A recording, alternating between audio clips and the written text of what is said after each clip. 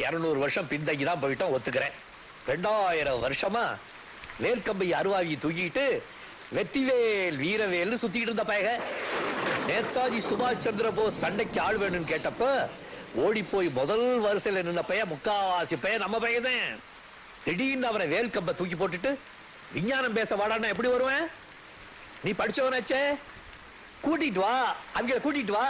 ஆனா அந்த பையன் மெதுவாதான் வருவான். மெதுவானா